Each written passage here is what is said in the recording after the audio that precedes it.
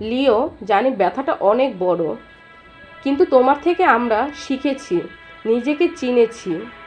ওই ছোট ছোট পা তোমার কদমে কদম মিলাতে চায়, কারণ তুমি মাঠে হেরে গিয়েও মানুষের মনকে জিতেছো। আমরা সারা জীবন গর্বের সাথে বলবো, আমাদের একটা মেসি ছিল। আমাদের কাছে ট্রফির থেকে অতি মূল্যবান সম্পদ মেসি ছিল। রাত জেগে খেলা দেখার কারণ শুধু মেসি ছিল। মেসি হয়ে ওঠার গল্পে সে নিজেই সেরা। সে অপূর্ণ ছিল না, ফিনিক্স পাখির মতো মাঠে উড়ে বেড়াতো, রাজার মতন তার দলকে পরিচালনা করত। মাঠে নতুন মুখ দেখা যাবে, কিন্তু তার অভাব কখনোই পূরণ হবে না, কারণ আমরা তোমাকে ভালোবাসি।